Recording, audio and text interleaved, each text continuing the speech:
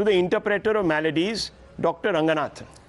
There is a malady here. One last thing. Dr. Ranganathan, no, 1 second, sir. I've spent enough time with you. Please, Rahul, I have a panel of 4 other people, 8 other people. In fact, I'm being told now by Director Saab, Sharif Bhai. So let me go to the others also, please.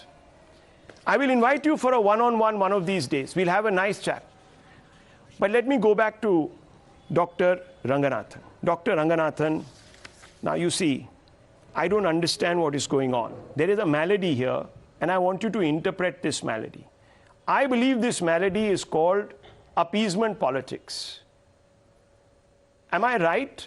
Or is your diagnosis a little different from mine? I'm happy to be corrected. Let me correct you straight away, Rahul. I severely object to what you've done in the last 10 minutes. You've completely killed off this whole debate.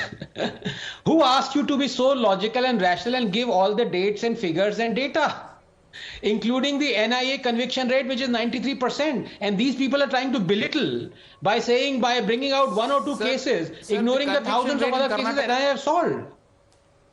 So, please don't do this. आप ये करोगे तो हम लोग क्या करेंगे? अब मैं चुप रहूं क्या 3 minutes? No, but Rahul, let's get to the facts, straight away.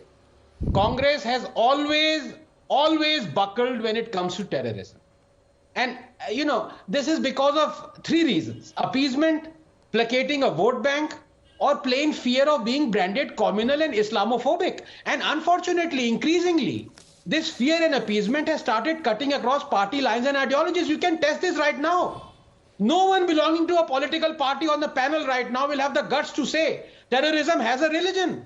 Kashmir is a living and breathing example of this, Rahul. They will even certify that the slogan shouted on the night of January 1990 from the top of mosques, Raliv, Galiv, Taliv, deaths to Kafirs, Pandits, leave your women behind, convert, run or die, Nizam-e-Mustafa, had nothing to do with religion. But there are hundreds more examples. Air Chief Dhanoa is on record saying that the Indian Air Force wanted to bomb terror hideouts in Pakistan in the wake of 26/11, but was forbidden to do so by the then Prime Minister Manmohan Singh. India rewarding Pakistan for their 2008 attack on our embassy in Kabul by capitulating miserably in the Sharm el-Sheikh Declaration.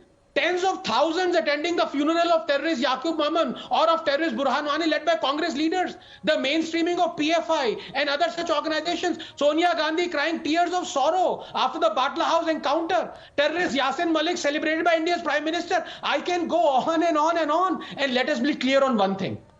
Poverty or illiteracy have nothing to do with the fundamentalism. Fundamentals have. And even though your financial or educational status might change, the fundamentals will never do. They are eternal. You can be from Harvard or Cambridge or IIT and still blow up the World Trade Center or charge at the Gorakhnath temple shouting Allahu Akbar. In fact, the more educated you are, the more convinced you are of the fundamentals. Please understand. There is nothing called radicalization or radical Islam, but our politicians don't have the courage to admit this.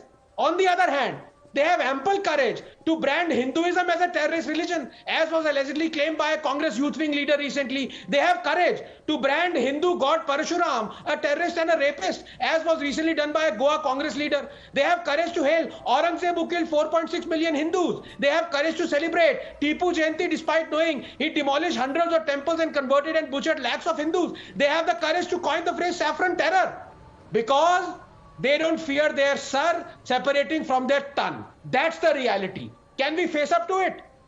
Can we face up to it?